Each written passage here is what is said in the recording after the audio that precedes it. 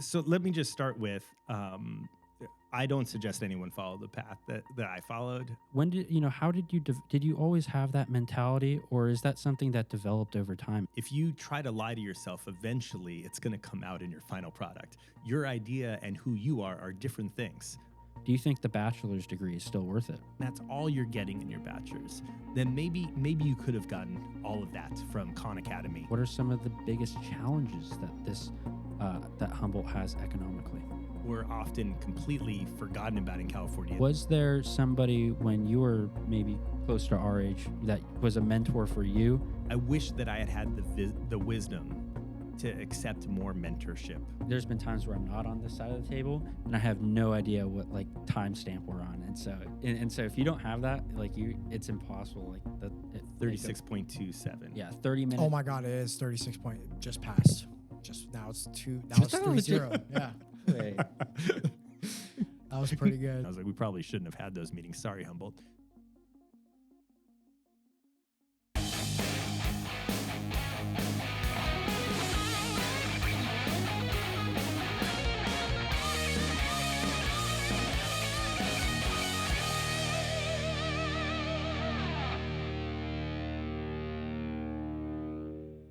All right, everybody, welcome back to another episode of Behind the Redwood Curtain. Thank you all for watching, listening, viewing, and subscribing. My name is Andrew Pescatori. I am your host with my co-host, Luke Kennedy.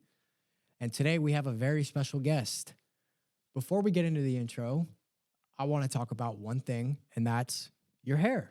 You got a cut. I got a cut. Yeah. How does it feel? It feels good watching some of these prior podcasts. I was like, my goodness, my hair is a mess. And like the headphones did a good job of like containing it a little bit, but just like the little loops at the end that were forming, it was getting out of control. It feels good to have a haircut. No, it looks good. I remember when we first started the podcast, I had that fucking mullet growing. I hated that. So when I went back to the Bay Area, I got a haircut. Now I don't got to deal with that mullet in the back. Feels so good. I love having short hair. Long hair, there's the pros and the cons, and I think what did it in for me was the maintenance. Maintaining the hair it was too time consuming, and I had to lop it off.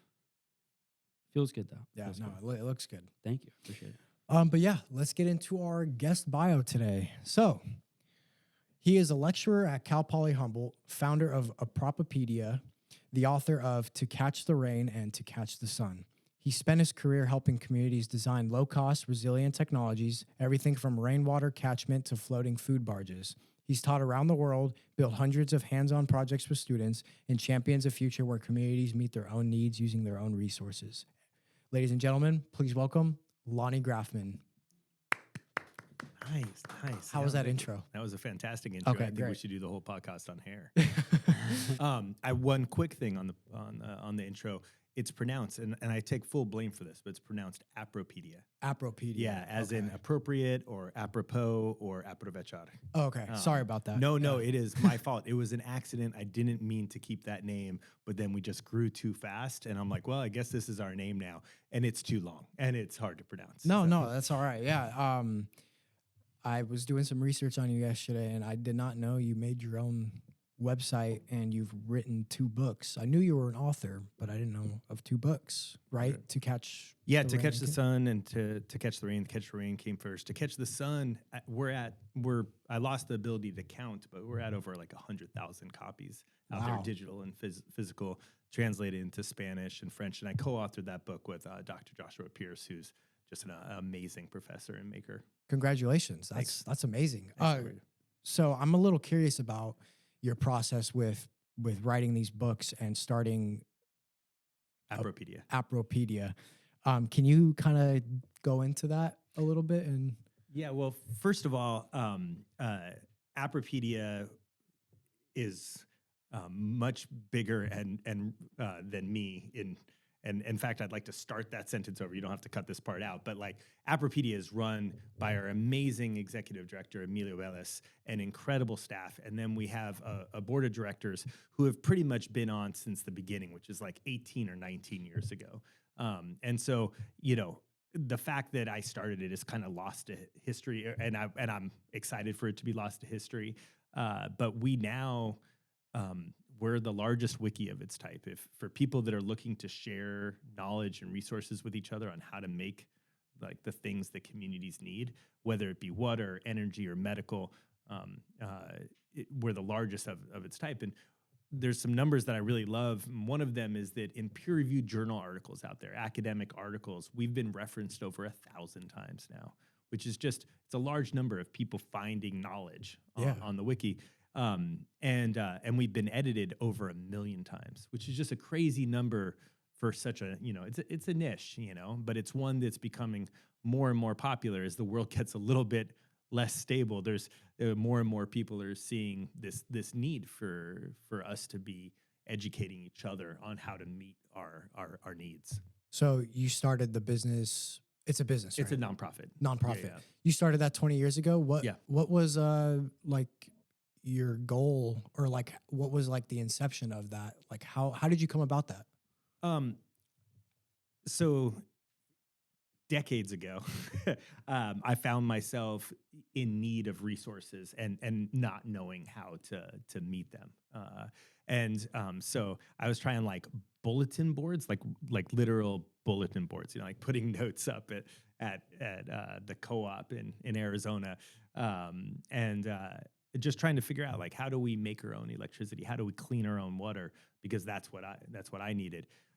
There were resources out there I just didn't know about. There was something called Whole Earth Catalog, which some of your older listeners will remember, but I didn't know about it at the time. I didn't know about it until later. And so then fast forward, I'm teaching. My first semester, great projects with some problems. My second semester, great projects with some of the same problems. And I love problems, but I don't love the same problem, Yeah. And so I tell the students, I'm like, why didn't you come, see these reports on my bookshelf? You could have learned not to do that. And no one's coming to, your office to see if you have a report on a shelf that might help them. And that year, bicycle trailers were really popular for a few years, like people making their own bike trailers. And one of the problems is that a student, they were using 1/4 inch all thread. And then that bent. And then the next semester, another team did the same thing, right? And so they could have avoided that problem. They could have made new errors, which is what I'm looking for. And so that reminded me of how, it bolstered my feeling that we need a spot to share knowledge. And so I made my own wiki. It's still up online. I think it's called pequals.com. And I spent hundreds of hours making it.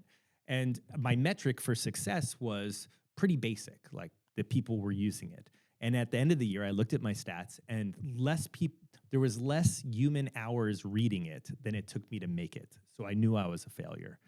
And what was ironic is my failure was like such a typical failure. It was me making the same error that I already knew not to make, which is I was making it in a vacuum by myself. I created my own wiki. I'm a terrible coder.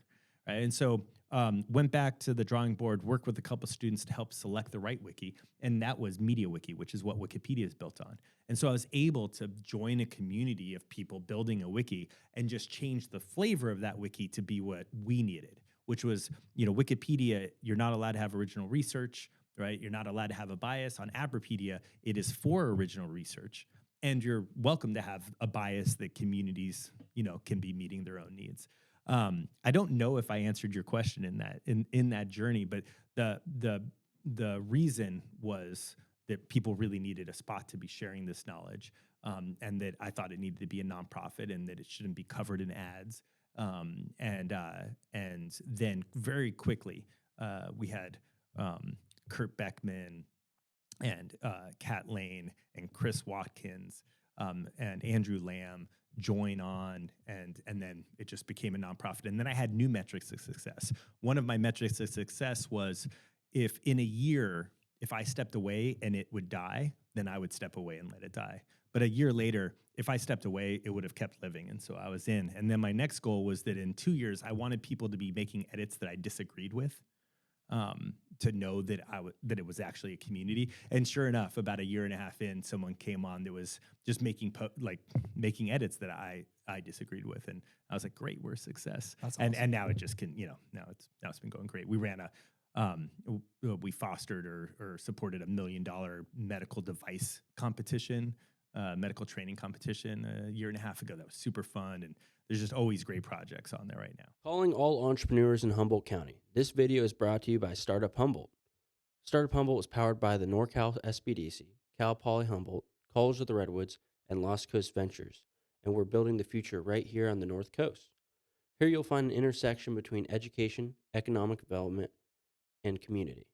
Every entrepreneur can turn ambition into lasting impact, so whether you've got a new idea, want to launch a podcast, or need space to bring your vision to life, StartUp Humboldt is the place.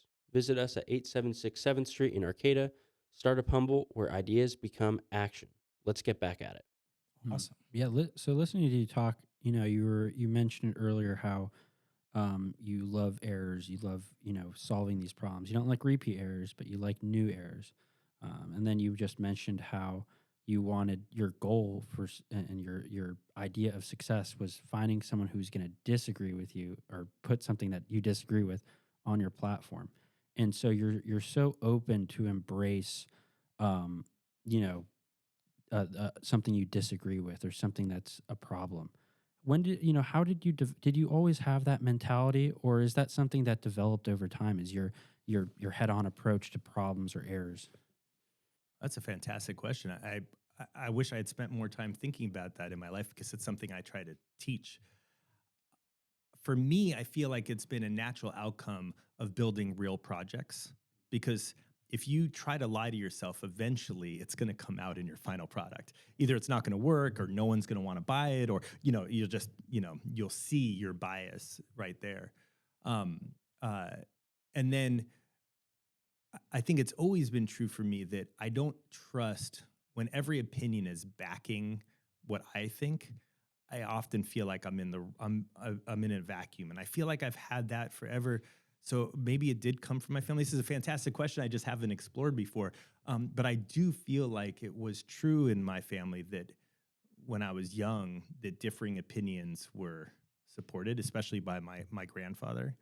And I'll think more about it. I look forward to reflecting on if there was things when I was young. I do think it's something that we do a lot in the engineering department, is like, hey, you need to be open to criticism. And also, criticism doesn't have to be about you. Your idea and who you are different things, right? So we can criticize ideas with total respect for the person. And thanks for the question. Yeah. So you do a lot. You have a big workload on your plate constantly, right? Yeah. What is like the breakdown of that? What part of it is teaching and like planning, and then what's the other part? Oh shit. Like building. Yeah. So making it, teaching, running. planning, running the business, Yeah. and then recently you just had a baby, right? Congratulations. Thank you. And then how do you split that time? Those three things, or more things most likely, but like what's the split? It's a great question. And I only have joke answers to it, which just, kind of betrays how much I don't even want to answer the question. Up until recently, I just loved everything I was doing. So it was fine that I was working 16 hours a day, because like most of it doesn't feel like work. It's what I would be doing for fun. Like a lot of people play board games with their friends, and that's awesome. For me, I get my friends in on projects. I'm like, let's build this solar school, and then the other thing that I do is something that in permaculture is called function stacking. I think it has a lot of other names, but I really do look for opportunities where I'm supporting a bunch of the causes that I care about. And so, I'll have students working on a project that is, also a project that I cared about. So that helps. To come back to your actual question, the way it looks right now is I'm trying to find as much time to raise my son as possible. So I'm saying no to almost everything, which means that right now, the largest split of my time is with teaching. The nonprofit is being completely run by the board and our executive director and everyone else. And I probably answer hard questions maybe an hour a week. So it's very low. And I think it's, I've been lucky because one of the benefits of the same thing you were talking about, being open to being wrong and open to other opinions. One of the benefits of that is that the teams that I work on, like, it's not Lonnie's show or Lonnie's project. And so what that's meant is that at this new stage in my life where I've had a son, like, it has been incredibly easy to like let go of the torch because other people were already holding it. And I feel really lucky. I'm feel really lucky that that's true, and that I've been surrounded by so many wonderful people. And there's been a lot of people like helping out this year. Yeah.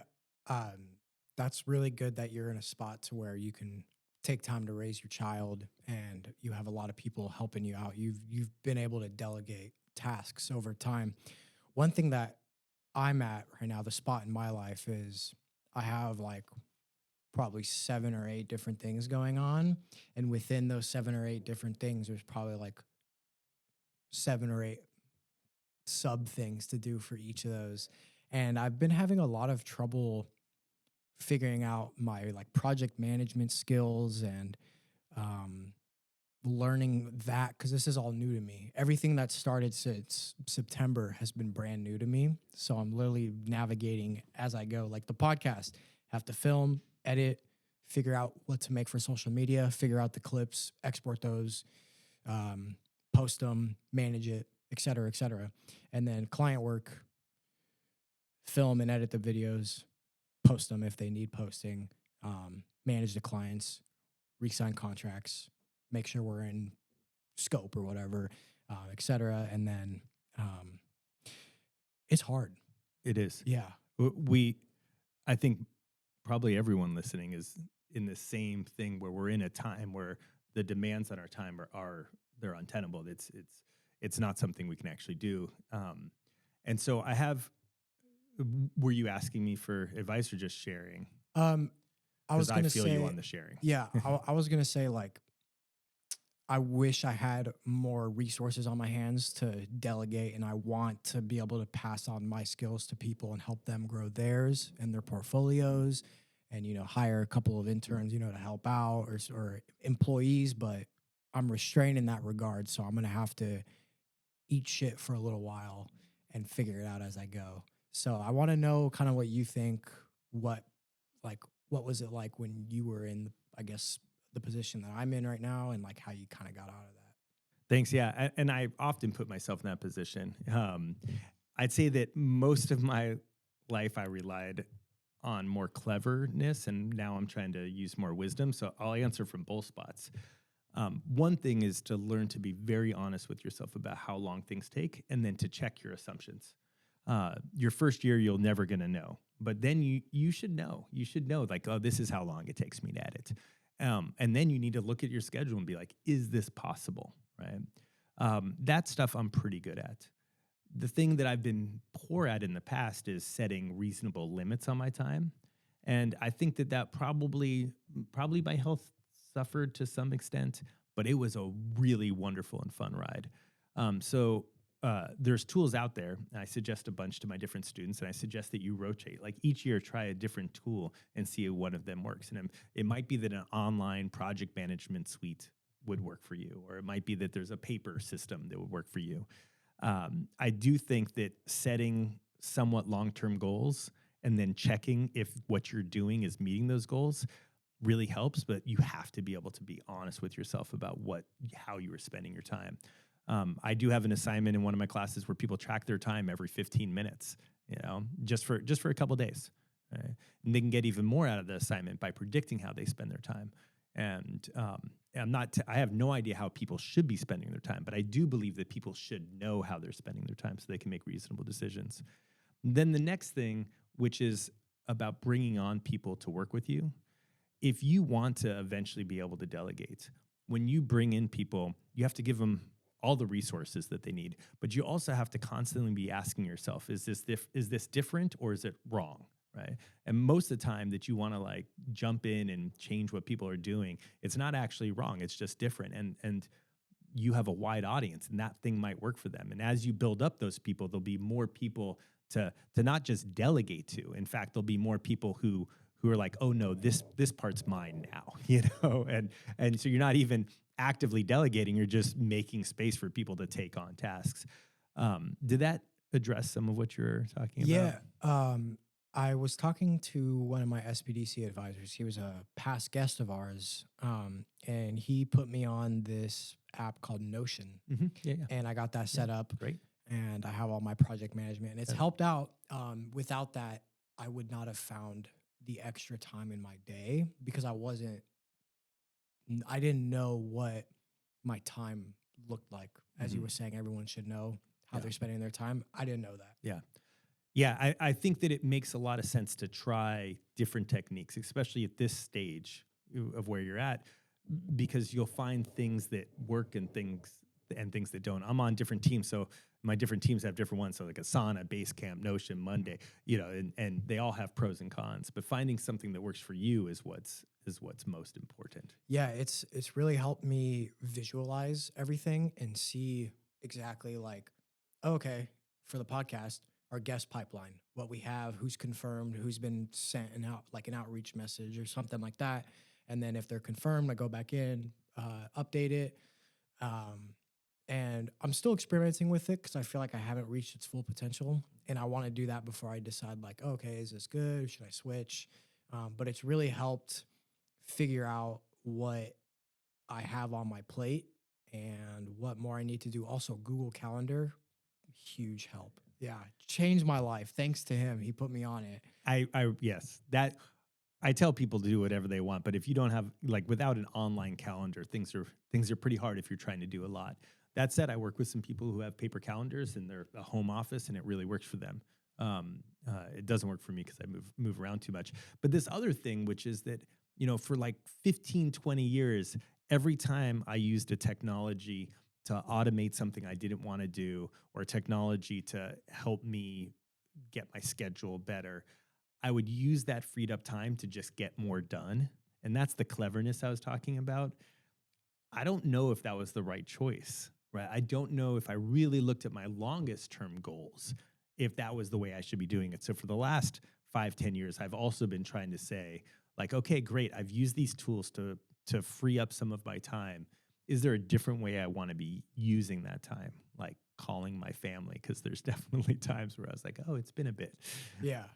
Shout out to the family. It's a process, and I'm still like trying to figure out how I can balance my time when I want to get things done, and then times where I just want to play video games or something, or spend time with my girlfriend, because sometimes we don't have time to spend together because I'm just like doing all this stuff, and sometimes it makes me question. I'm like I'm doing a lot of this, for not for free. I'm enjoying it, but it's like at a certain point, how much energy should I put into something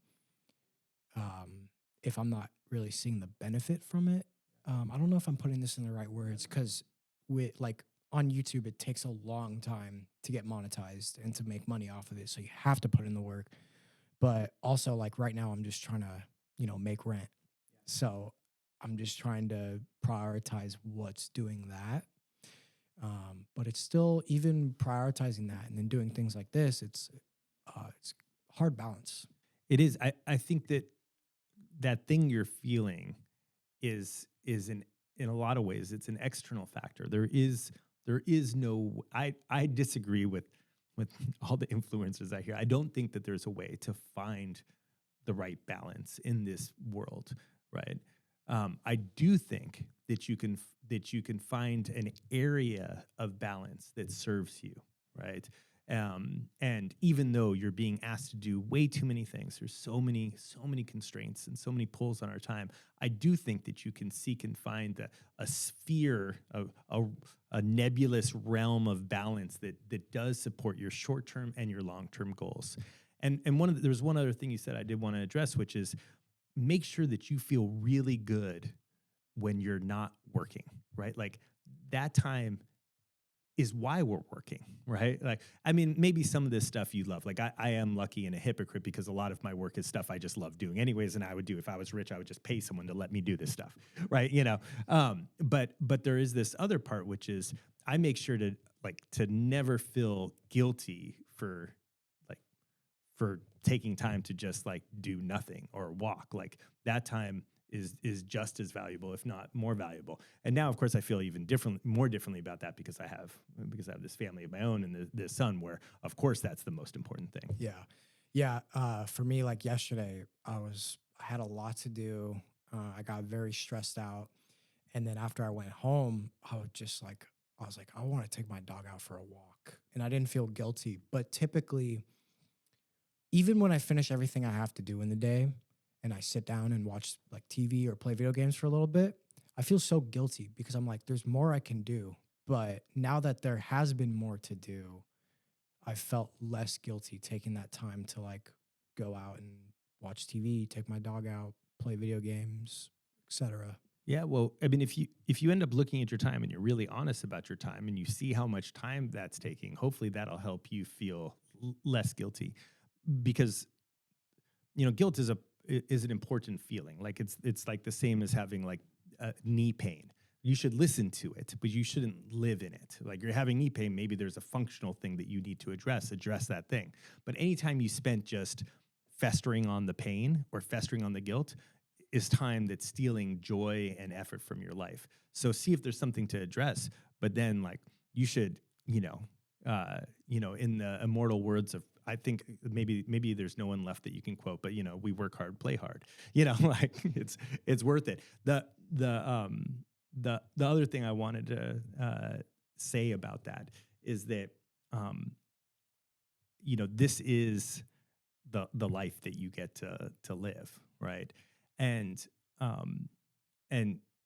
there's a lot you can do to make sure that you're enjoying it short term and long term. And so when you're talking about building your audience, for instance, on YouTube, it really addressing to you like why that matters and what that would feel like can help you decide if it's even worth putting your effort in. And this is more than I think I want to expose on a podcast, but there was a while that people were really pushing me towards like reality TV and influencing, right, early on. And I just really realized that wasn't the life I wanted to live.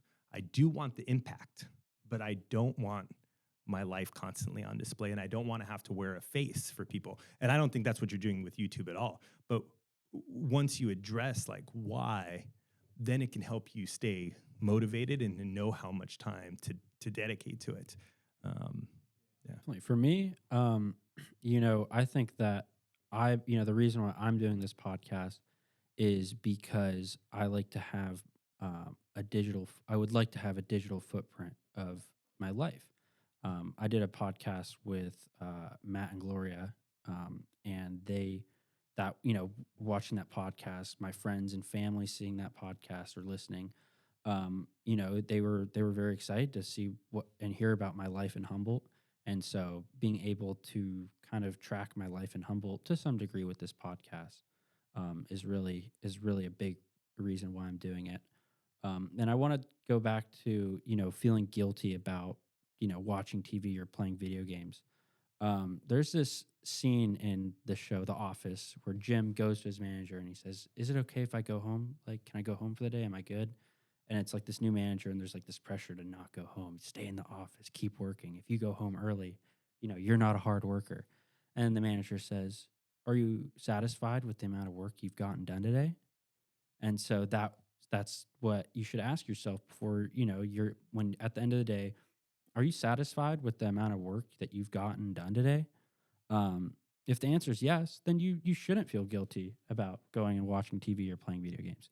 If you're like not satisfied and you're like, "Man, I didn't get anything done today, and like I need to, have some ground items I need to accomplish," then maybe maybe you will lean the other way. But one thing that I like to at the end of each workday, I mean I'm on the 9 to 5 schedule, but if it's 4:30 or 4:45, and I'm like, I'm really happy with what I got done today. I'm pretty much burnt. I don't have any brain cells to give left. I'm gonna like watch some YouTube or watch and just relax. And I'm not gonna feel guilty about it because I got my job done today, and I'm happy with what I completed. So I think for you and for anybody that's listening, that's a policy that's kind of worked for me. Is am I happy with the amount of work I've gotten done today? And if it's yes, then I can have my free time and I don't feel guilty about it. Love that. Yeah, the mortal wisdom of The Office. Yeah, yeah. It hits well. Like, Yeah. and I also like to ask that about my play. Like, did this, like, do I feel better, right? When I think the classic example is like when I doom scroll for 20 minutes on my phone, 30 minutes on my phone, do I feel better afterwards? And the answer is almost always no. But if I'm playing like connections on like New York Times Wordle or something, that's my like, I was like, it was fun. I had a good time. Like, and sometimes I'll play, with my wife will just play in the same room. And it's like, I kind of thought like, oh, we shouldn't both be on cell phones. That's not, but like when we're both on cell phones playing like Wordle and connections, and then we compare, it feels good. I feel like, oh yeah, you got enjoyment out of that time, and it feels worth it. Yeah. I mean, clearly going out and walking in nature is probably like, if I really talk to myself, if I really address my, like if I'm fully honest with myself, that's usually what I'm going to feel better doing afterwards. But sometimes, it's too rainy, it's too late. I just got home. It's been a long day. Yeah, this whole conversation, like, there's just so much more I feel like I can talk about, but it would just become the whole podcast. I hear that. Yeah, we spent a We lot. got to keep So it. we We should keep it pushing. Has the podcast started? Yeah, we're 35 in. All right. I thought we were just like, chilling, Yeah. talking about emotions. No, this is But the first when we were reviewing the questions, that was like the pre, and then when I said all right, everybody. No, sorry, yeah, my bad. yeah, I was no, playing. no, I was it's that all was good. just, Yeah. I was just kidding. And time. we And could like, restart. and like for time for us is like we're like tracking it because we have the time right here. But like there's been times where I'm not on this side of the table and I have no idea what like timestamp we're on. And so if you don't have that, like it's impossible. Like 36.27. Yeah, 30 minutes. Oh my God, it is 36 point. Just passed.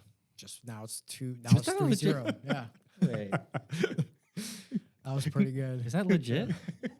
That was Well, it was- very impressive. it You was- were like 3 seconds off or something. It was 36.2425 Yeah. when you said right, that. Yeah, all right. that Wow. was very accurate. Yeah, that was good.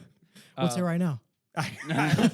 12. 12. We've gone back in 12 time. minutes.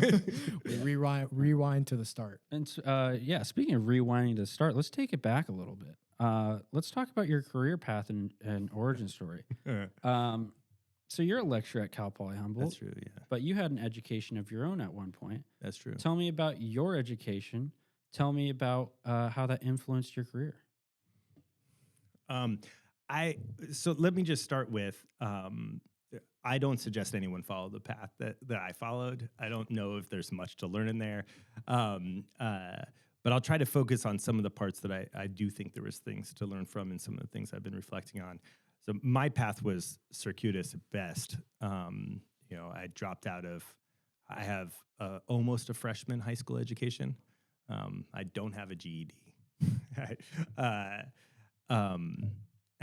Dropped out early, spent some rough time figuring out how to have the impact. I knew the change I wanted to see in the world, but I just didn't know how to get there. Feel incredibly lucky to teach university now.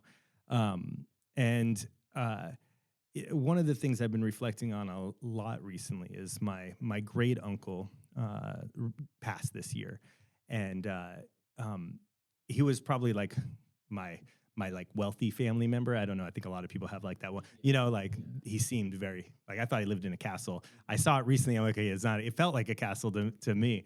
But him and my great aunt Marilyn, my uncle Fred and Aunt Marilyn, they would every year for the holidays for Hanukkah, they'd send either savings bonds or science kits. And I don't know how they had spent enough time with me to know that science kits were absolutely what I needed. But I did. And those two things influenced me in a lot of ways. And one of them is that the first time I went to school, I was able to pay for it by cashing in their savings bonds. And I was able to pay for my first semester. So I wouldn't have had the money to go my first semester. The other thing is those science kits is where I learned all my science. Like I can go back and all the science that I learned when I was young was in those kits alone. And that's tied into why I've made Appropedia and other and other things. Like we recently came out with a step-by-step 40-watt solar manual that's meant for families to build with their kids. So families can like, hey, we're going to build our own small solar power system, enough for like a laptop and cell phones and emergencies, but to build it with kids. And so we have a kit that has all the instructions, the parts to buy. We don't get any. They're not affiliate links. They're just like, these are the parts to buy.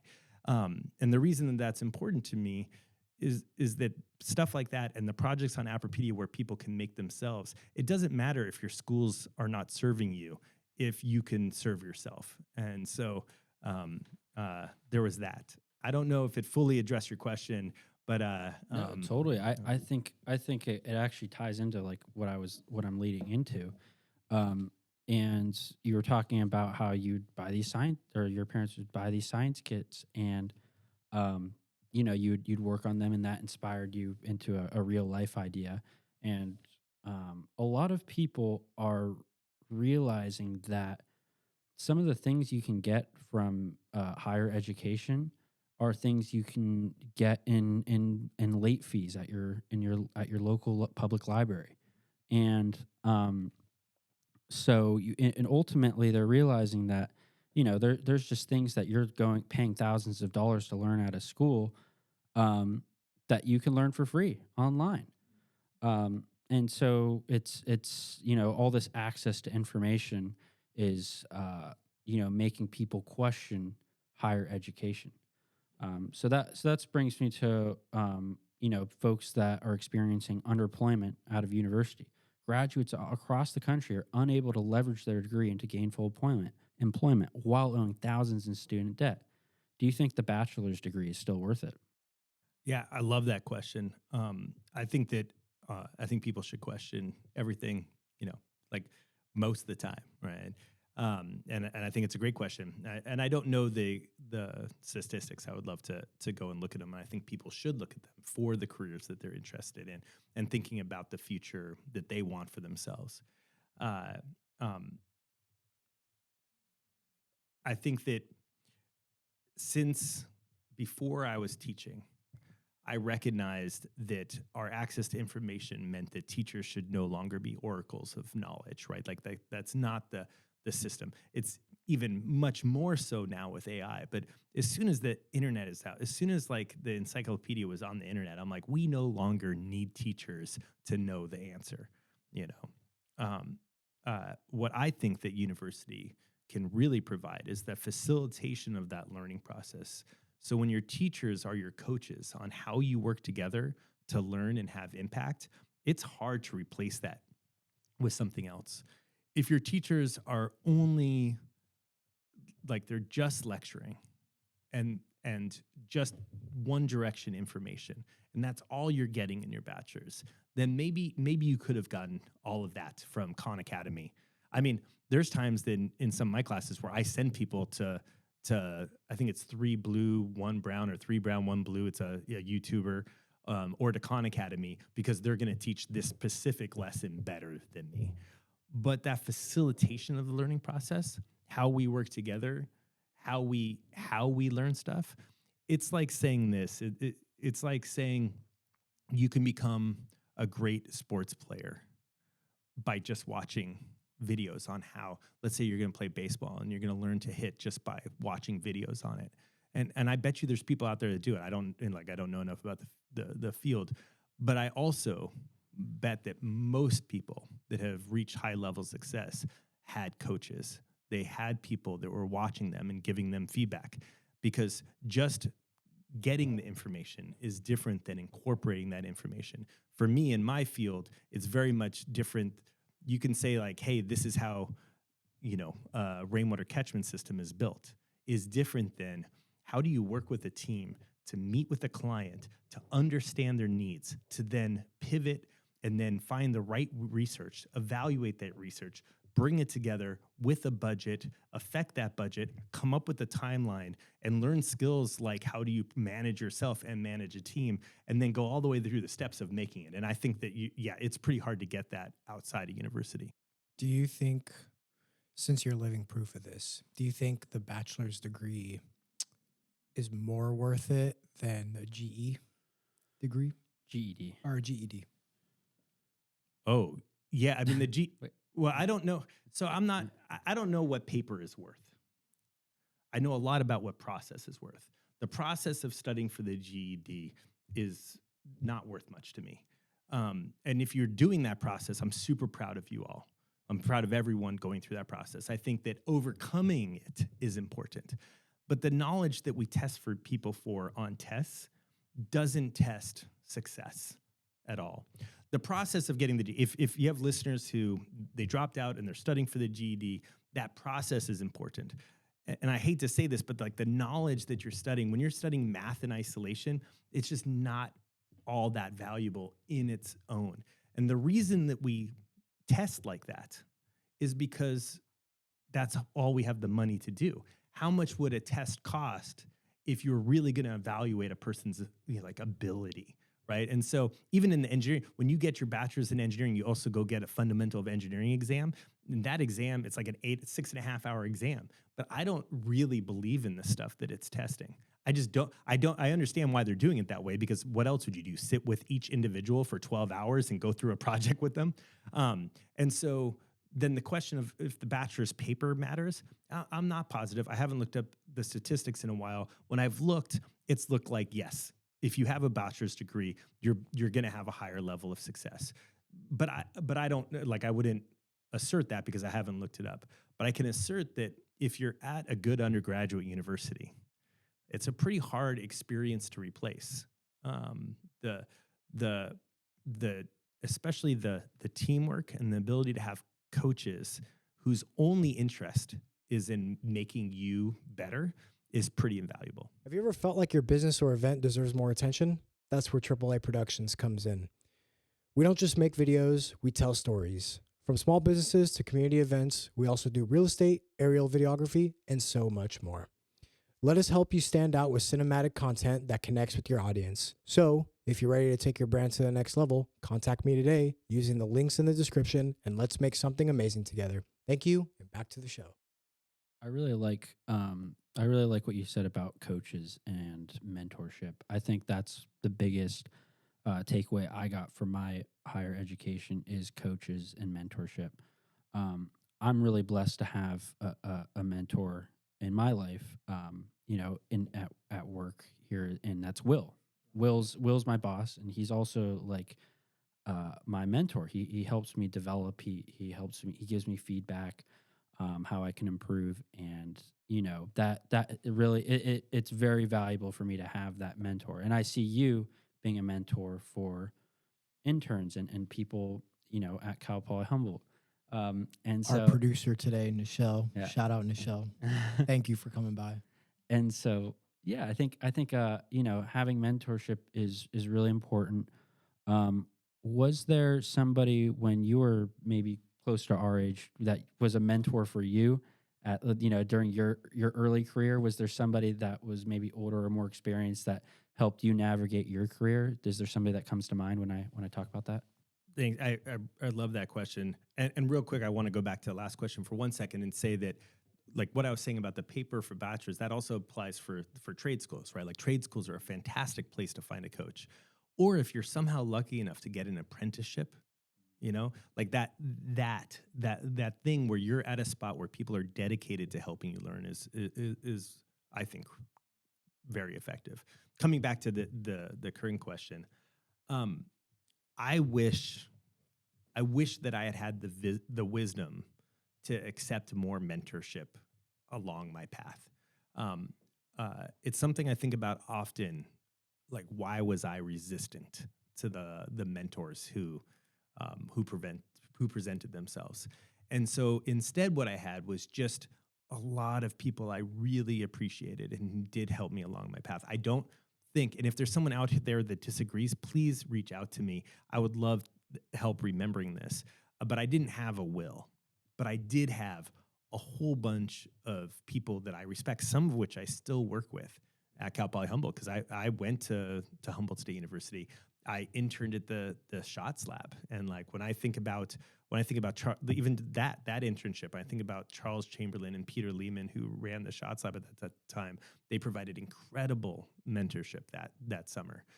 So I had a lot of shorter experiences, in my opinion. And now that I'm older and I've mentored others for longer periods, for a couple years, or maybe continue, and then we become friends, I realize that I should have been reaching out to mentors. I should have been more open.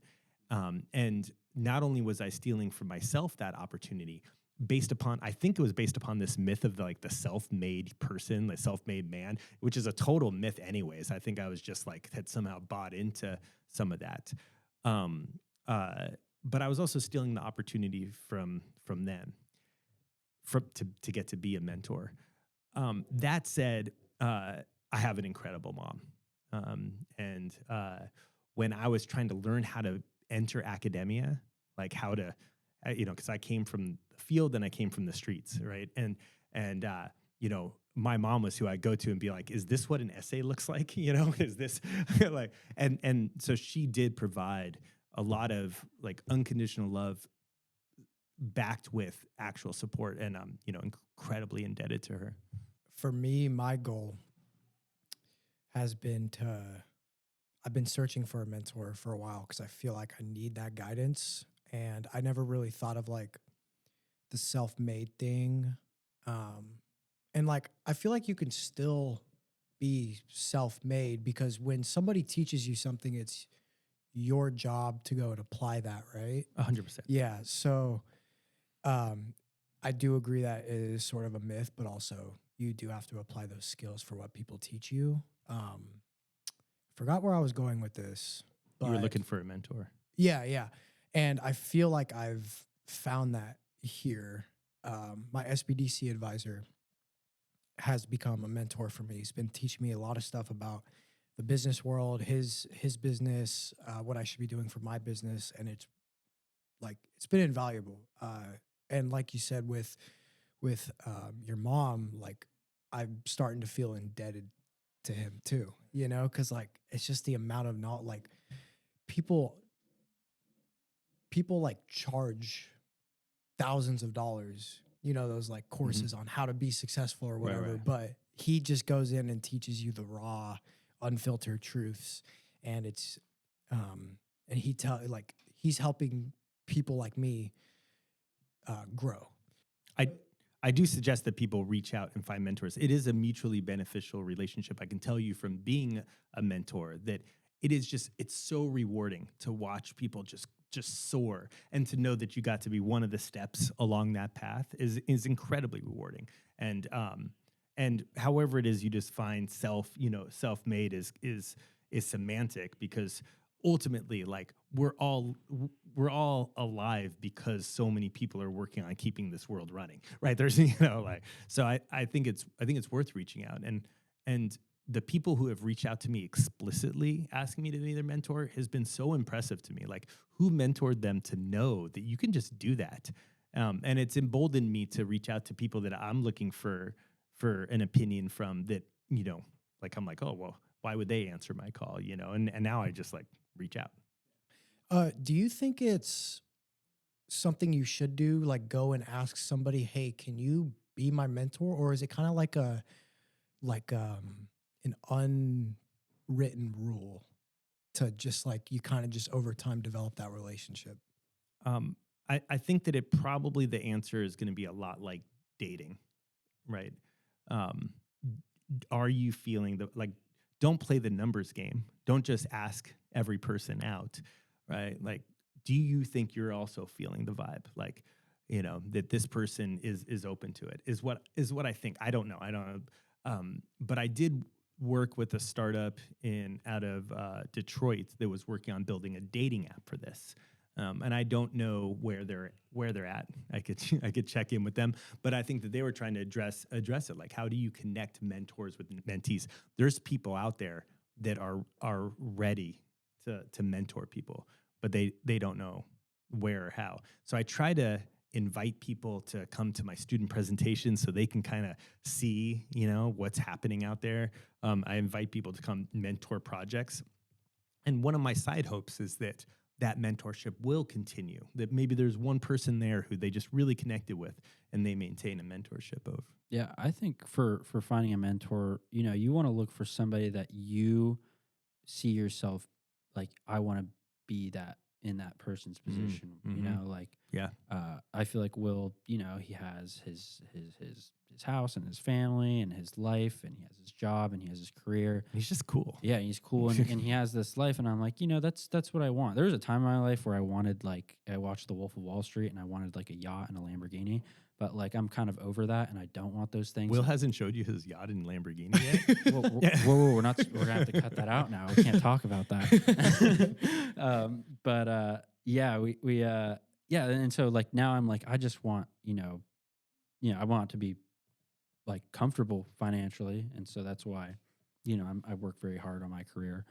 But you know, I think that for me, I in finding mentors, I want to find people that, oh, I see myself, you know, I look up to that person. This is a person's a role model, and so that's ideally a mentor. And I also want to say that, you know, you're a mentor to, you know, some of your interns and the people that work for you, but you're a mentor and an inspiration for, you know, all the people that are in this entrepreneurial ecosystem. And you know, through you this competition, prior competitions, you know, what you've done and the groundwork you've laid, and that you and your team have laid, is really inspirational. And I just know a lot of business students here at Cal Poly Humboldt that I went to school with, that see you as an inspiration and see you as a mentor. And I just really want to, you know, let you know that, and thank you for, you know, all the work that you've done here for the students, because through these competitions and these activities, you know, students are able to gain, you know, a valuable resource and valuable knowledge. And, you know, that a lot of that is from the contributions that you've made to this startup environment and ecosystem. So Thank you. I really appreciate that. I think you're, you know, maybe you're giving me more credit than I deserve, but I really appreciate it. And I also think that all the people involved with this work know the importance of mentorship, and they're really trying to bring in more and more mentorship earlier on. And when we made the awesome competition in 2019, 2020, we had learned a lot from the previous competition, which was called Economic Fuel. And one of those was that that like the continued mentorship after the program was important, because they felt like the participants I spoke with felt like it was missing, and so we added that. And after running it 2 times, we realized we didn't do it right. And so now this year, what we're doing is that mentorship is mandatory and starts before the competition and then continues after. And so it's funny that it takes time to iterate and to learn things that should have been obvious. It should have been obvious to us in 2019 that the right answer was bring in mentors that you have to meet with before the competition and then you stay with afterwards. And now we have that. And so providing an ecosystem where there's more opportunities for mentorship and menteeship is enjoyable. Yeah, I want to talk about, we don't actually have any of this down, which is so stupid of me. I want to talk to you about the Awesome Biz Comp, how that turned into the StartUp Humboldt competition, and how the Awesome Biz Comp grew and bounced off of Economic Fuel, which is Economic Fuel is a little bit, guess, controversial to mention just based off like who was running it. That's just my opinion. But can you kind of go through the process of what made you want to start or be a part of Awesome Biz Comp, how that stemmed off from Economic Fuel, and then how Awesome Biz Comp morphed into the StartUp Humboldt and how you got involved? Yeah, I'm going to try to keep it short, and unfortunately, I'm going to leave out a lot of people's names, so there's so many people involved. Worries, yeah. But the short version is after Economic Fuel, there was just there was no competition, you know, fueling entrepreneurship up here, and there was also no like kind of central point, you know, like to bring people together around. And so we were working with Blue Tech Valley. My position as the director of the FAR Northern California hub of Blue Tech Valley, which is run out of Fresno, and it's a program for bringing entrepreneurship around agriculture, water, and energy to rural areas. Specifically with the goal of lowering California ratepayers' money. So it's kind of boring to say, but it's inspiring work.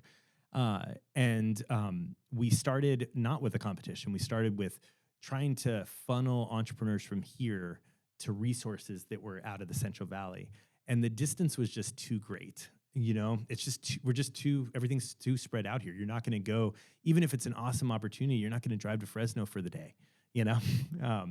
And so that's when we came back to Blue Tech Valley with the idea of like, let's run a local competition. And I was very inspired by the people running Blue Tech Valley. They're like, yeah, we see what you're talking about. Let's do it. And so we launched Awesome Business Comp, for ag, water, and energy. And then eventually some for something else. So Awesome Business Competition. The first year was just ag, water, energy. And then we found out that we needed to be more expansive. So the sum became something. But that first year was going great. We had speakers coming from around the world. We had Penelise Droz come back from Tucson. She was a local person who's gone on to do incredible work in energy and indigenous land. And that was March 8th, 2020. And we had Emilio Vélez come from El Salvador. He does incredible work. He was on like MIT's top 8 innovators under the age of 30 in Central America. And then that was the end of March 2020, and then COVID hit. COVID had already hit. You can listen to the video recordings and hear all the coughing. I was like, we probably shouldn't have had those meetings. Sorry, Humboldt. It went really well. But then we just had to pivot a lot because of COVID. And then we ran it again recently. And then just by honestly talking to the competitors and to people in the ecosystem, we realized that it still wasn't hitting the mark. Something was still off. And so one version of this story is that simultaneously, we had found out from the first competition that one of the problems was there was no coordination between organizations. And so for the second time we ran the competition in 2023, 2024, we coordinated the ecosystem. And so we had incredible people like Nancy Visner, Chris Gaines, from Cal Poly and CR Business. We had John and Dan from Lost Coast Ventures. We had Will from SBDC. There were so many great people. I'm just going to leave out too many names, and I feel bad about it. And I'm also worried that this version that I'm telling is putting too much of this on Blue Tech Valley and Awesome competition, but it's my version of it. So we all came together and decided we were gonna just coordinate our efforts. No, like everyone, just no organization, no like formal organization, no formal contracts, no roles, except we were gonna make sure that our roadmaps matched and our on-roads matched. And it went so well. People really responded. But even after that, they said the competition still wasn't right. The biggest things were the mentorship, which we just talked about, and also the money. We only had like $10,000. So I came back to this group, which had become StartUp Humboldt. So this loose group became more and more solid, and then has become its own entity that's just doing incredible work. We're sitting inside of their building right now, and it's been a goal of mine for a long time. Not that I'm the one that I'm in no way taking responsibility for this, but I'm really glad to have been part of this happening. This goal of having a spot where people can come and be like, this is where innovation happens. And so I came back to StartUp Humboldt, and I was like, hey, we need to have like $100,000 for this competition. How can we make that happen? Did you pitch the original idea for the StartUp Humboldt competition, or was it kind of just like a group? I pitched the idea that we run the Awesome competition with more money and more resources. And StartUp Humboldt said, you just had a kid. Do you really want to be running this?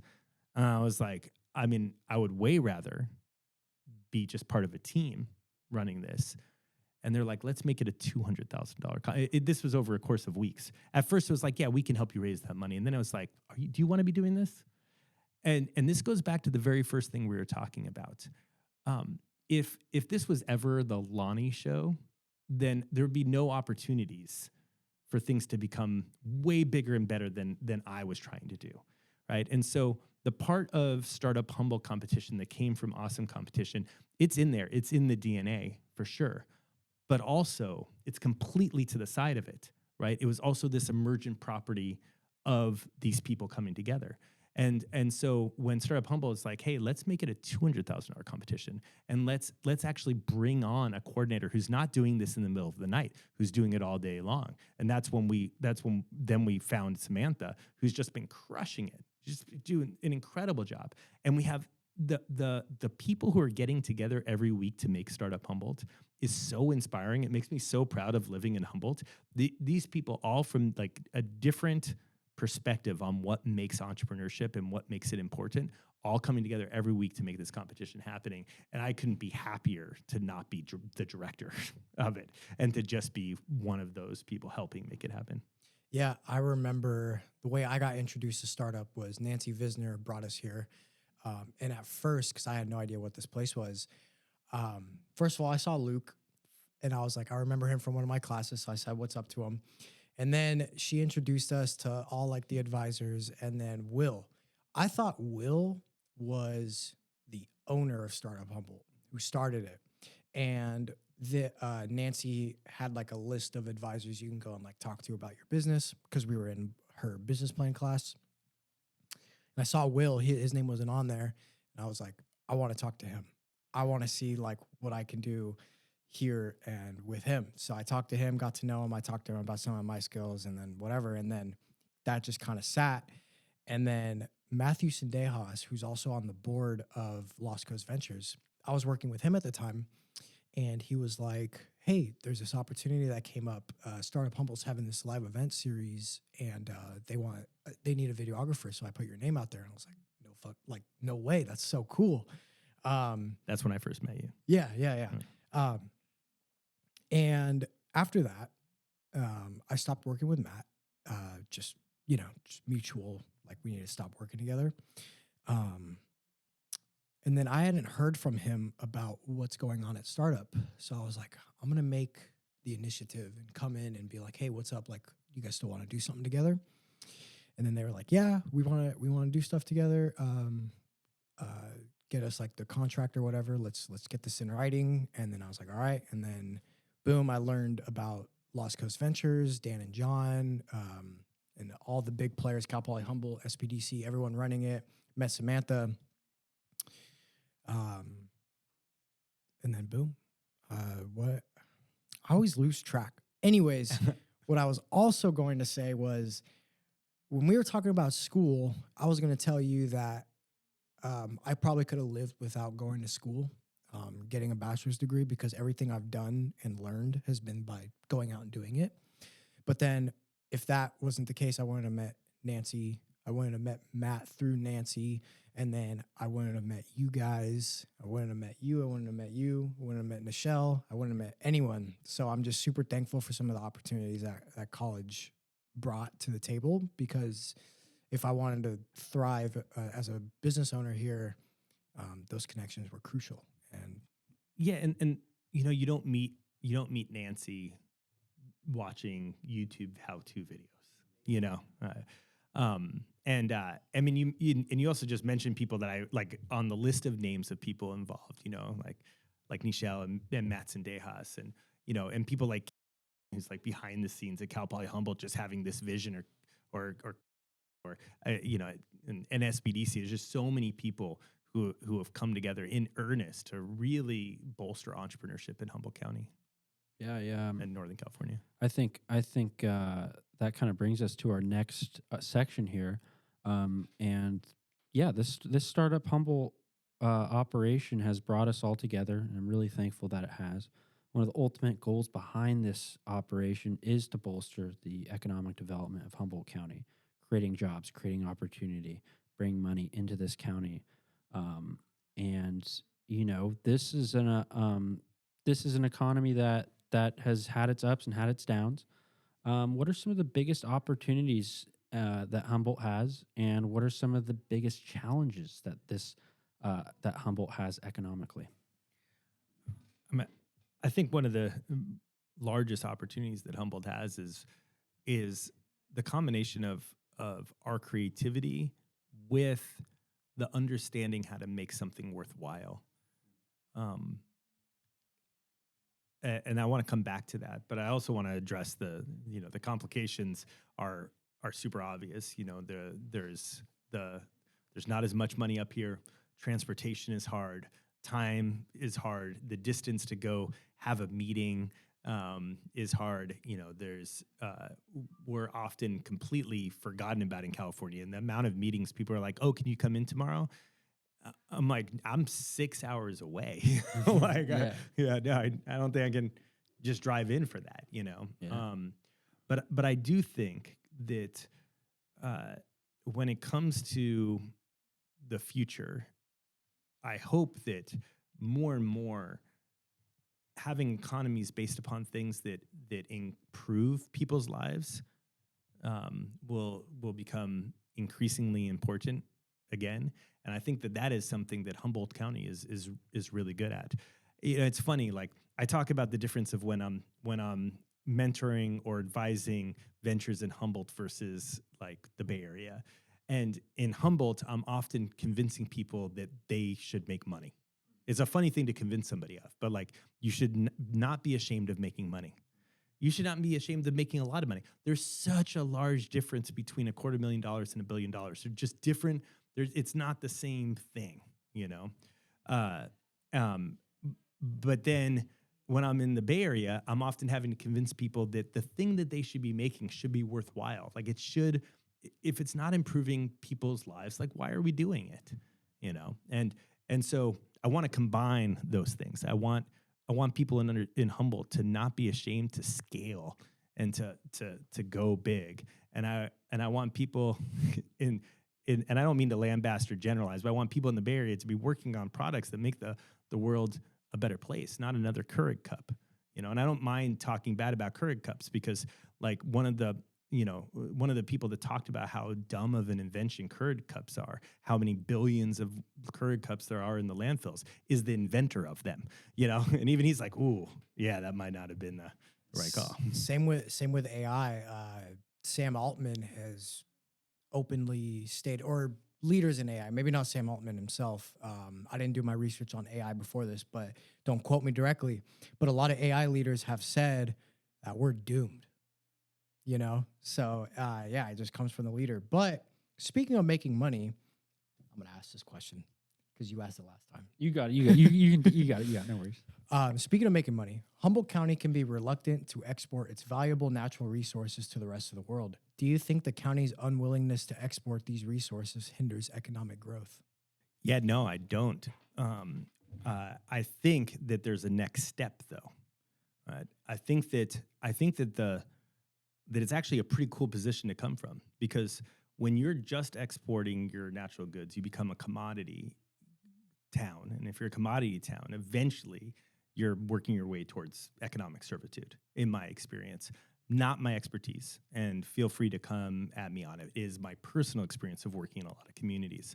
And so I think that the next step then is, how do we value add all the things that we ship out, right? How can we be value adding them here, right? Because then we're amplifying our economic potential, and we're stepping off of that treadmill of just the cheapest price goes.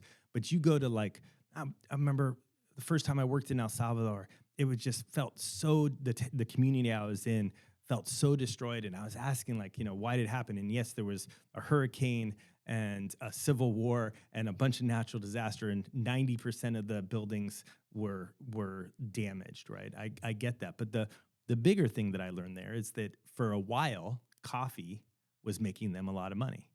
And then coffee producers found some cheaper place to make it, and all of a sudden their economy crashed. What I want us to be doing is not exporting just our coffee, right? Well, we don't make coffee. That would be great. Not just our wood, but instead value-added wood, right? Like, we should be making the stuff here. And I feel like that for a lot of communities. I think that, you know, if you can value add your stuff in your community before it exits your community, you really can improve your long-term economic success. So I think that the original, like, reluctance to just export our natural goods it's a powerful spot to start from. And for me, then looking at, okay, well, how do we value add that so that we can bring that money back in to support those natural resources, not just being there in the future, not just sustaining, but actually being better? How can we, like, improve the health of our forests by our actions in the forest? Yeah, I think there was a time when, well, Humboldt is built on a lot of different markets and products, but one of the main ones is timber.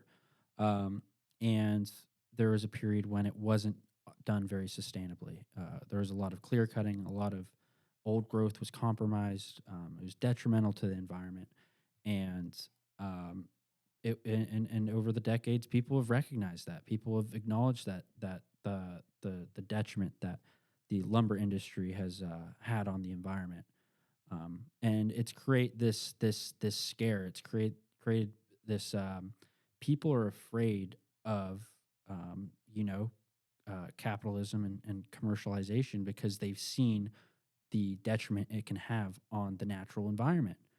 Um, and so we have this and this is just me maybe, but and this is comparatively to what I, growing up in the LA area. I've noticed this opposition to capitalism and commercialization, and I totally understand why. But that brings me to my question: does the opposition of capitalism and commercialization in the county motivate entrepreneurs to relocate? I think it can, and I also think it can dissuade potential entrepreneurs from being entrepreneurs because of shame or discomfort. And so I think it's our job to flip the script on capitalism, right? Like if our endeavor is not improving lives slightly, then we should, skip it. Do something that does improve lives. And I think that Humboldt County is really well posed to do that. And so I would love if our local entrepreneurs embraced that they're going to craft a flavor of capitalism that actually works for them and the world. It's the system that we're in, and if people I hope that people always, no matter what system, no matter what a dominant system we have, I hope there's always people fighting against the dominant system because that's what helps us grow. But for the rest of the people, like, how can you make that dominant system still work for you? And there are plenty of examples of companies that are making money and they're paying their employees good wages, and the founder is also making good money, and their product is improving people's lives, right? And I think that there's just a ton of space for that, and I think that Humboldt County could be really good at that.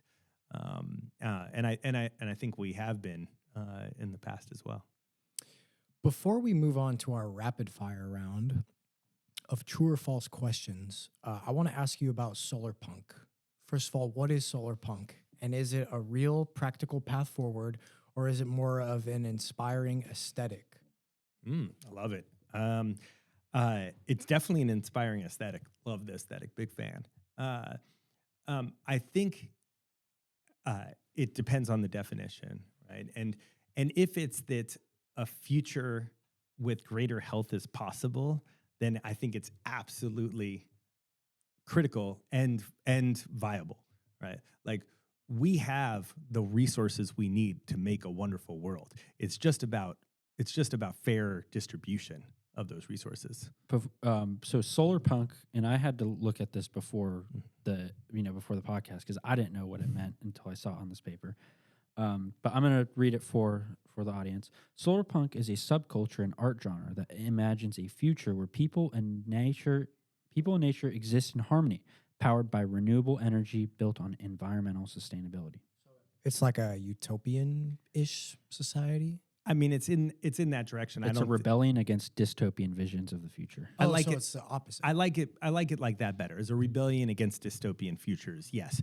I think that, by definition, utopia doesn't exist. Like, utopia, no place, right? Like, that's where the phrase comes from. But I do like the idea that it's a rejection that our technologies should be making life worse, right? And we clearly have the resources, but we're just not applying them right? Like not to open the AI, can that we touched upon, but like, do we want AI to be replacing our artists and our poets, or the dishwashing we have to do at home? Do we want our AI looking for ways to extract people's attention and cause them more depression to buy stuff? Or do we want our AIs looking for creative ways to fold proteins that fight, that fight disease, right? Like, and the latter is the one I want in case that wasn't clear. Yeah, definitely. Yeah, I would love to continue the conversation on AI, but this Yeah. camera has a very short battery life. So Okay. maybe for another podcast, if you're willing to join us again. Absolutely. I would love to give a shout out to one of my favorite Solarpunk artists that I work with, Mary Mattingly. We made the floating food barges in New York, and we're doing it again. So the last one was Swale, incredibly effective. 300-something thousand people visited it in person, collecting free food, floating on the Hudson in the East. And now we're doing it again with a project called the Floating Garden. Awesome. That's amazing. I And can't Mary wait to- Mattingly is yeah. the visionary behind that. Nice. Okay. Yeah, let's move into our rapid fire round. These are going to be a series of true or false statements, I guess. Oh, no, I'm going to do terribly at this. This is like that GED test you're talking Yeah. So, yeah, let's get into it. Open source designs will outperform corporate patents in the long run. If the long run is like amount of like longer than my lifespan, yes. Humboldt could run on 100% local renewable energy. Sure. Students learn more on real projects than in classrooms. I think so. Every community should have its own microgrid. I mean, sure. Yeah, I think so for resilience. That makes sense to me. We should teach kids how to repair things before teaching them algebra.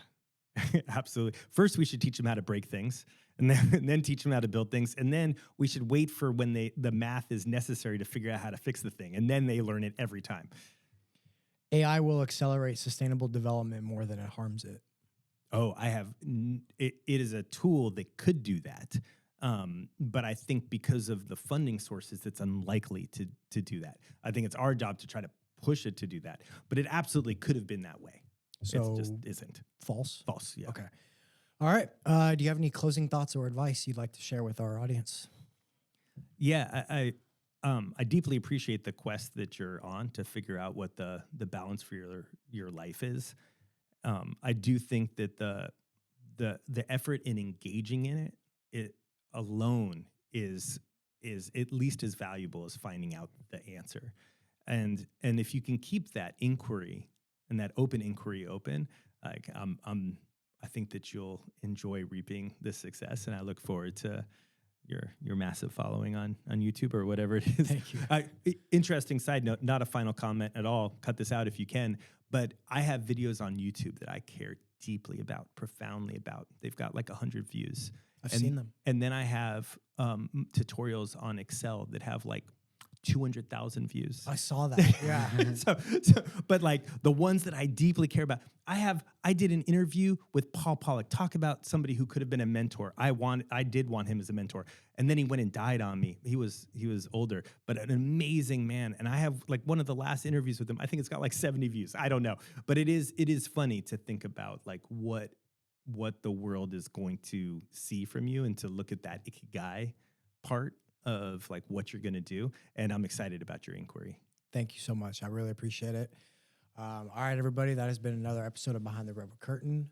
If you enjoyed today's episode, make sure to like and subscribe for more videos just like this. We are on Spotify.